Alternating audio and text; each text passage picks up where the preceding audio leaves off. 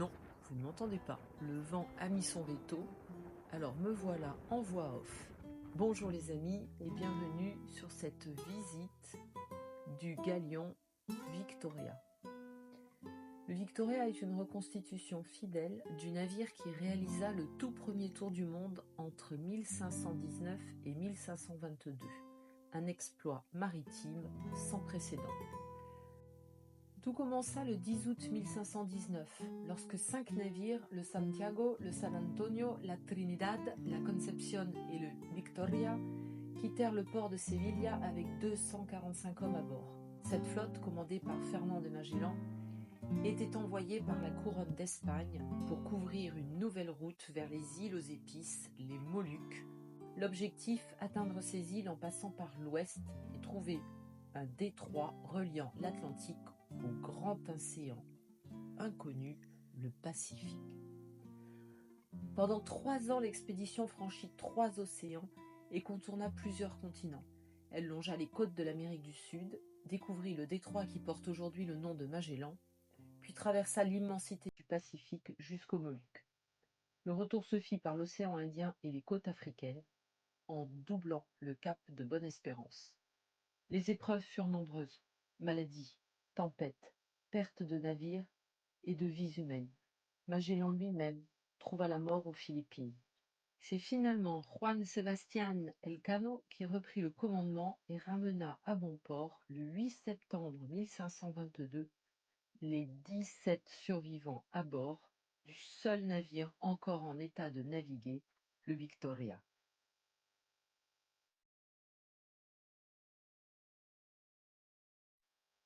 Regardez un peu la taille de ces ports-batages. Il est temps de monter à bord.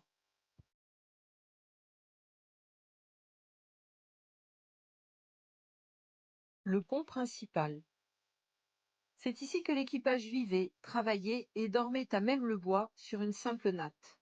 On y cuisinait, on y mangeait, on y manœuvrait. Tout se faisait dans ce petit espace exposé au vent et à la mer.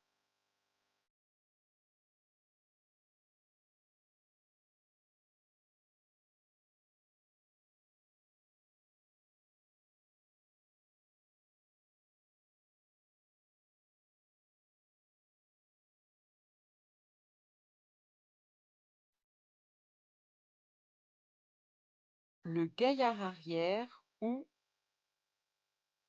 la poupe. C'est dans cette zone que dormaient les officiers et que l'on mesurait la vitesse du navire grâce au loch.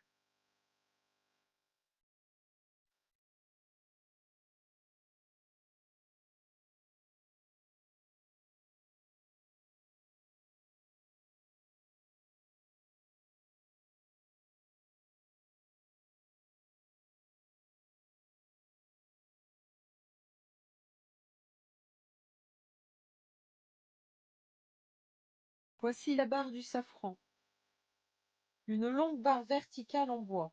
Elle agissait sur le gouvernail situé sous le pont et demandait parfois plusieurs hommes pour être manœuvrée.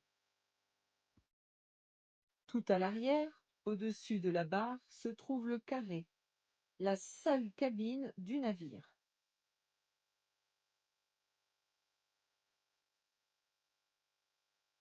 Réservée au capitaine ou au second, elle abritait une couchette et un coffre avec les cartes, les instruments et les documents de bord.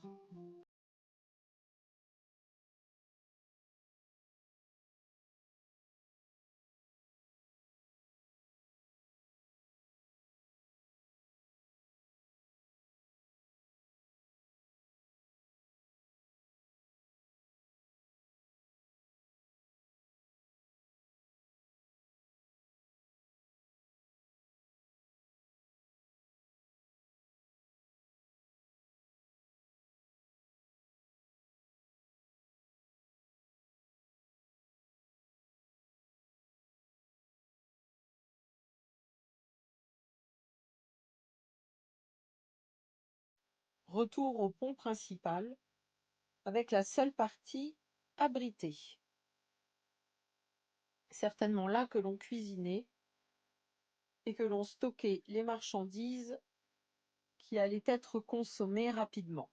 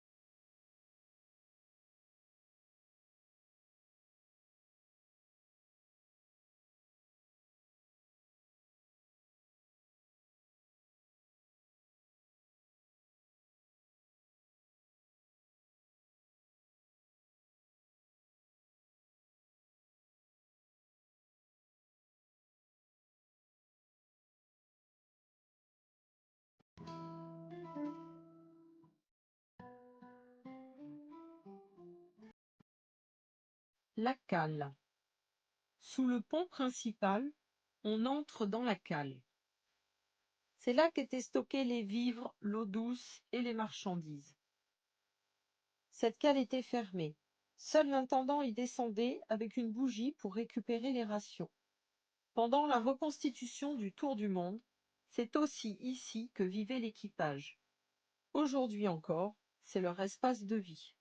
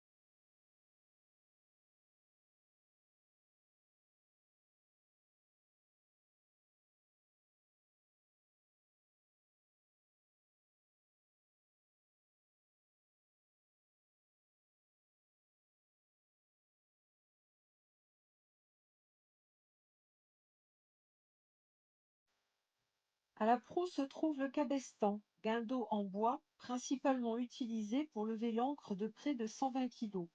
Il servait aussi, grâce à des poulies et renvois, à hisser la vergue principale ou à effectuer d'autres travaux pénibles. Un maximum de 8 hommes pouvaient faire tourner le cabestan grâce à des leviers introduits dans la partie supérieure. Au fond se trouve la soute de la proue, une zone couverte qui servait à entreposer les voiles, les boutes de réserve et autres outils nécessaires aux manœuvres et aux amarres par mauvais temps. C'est également la seule zone abritée pour dormir. Le gaillard avant, en hauteur, servait aux manœuvres des voiles du mât de misaine et du beaupré. C'est aussi ici qu'étaient rangées les ancres, toujours prêtes à être jetées. Une zone exposée, mais essentielle.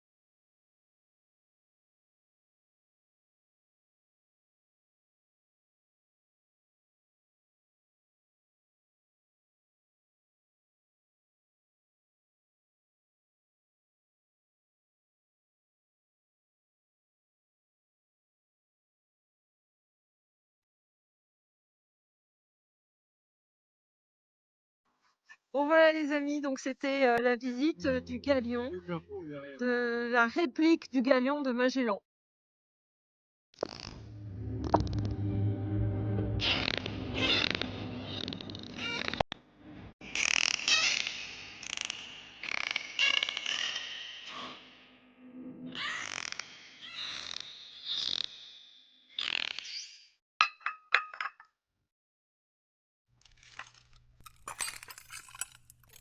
Bon voilà les amis, donc c'était la visite du galion qui a permis, enfin une réplique du galion de Magellan, qui a donc navigué.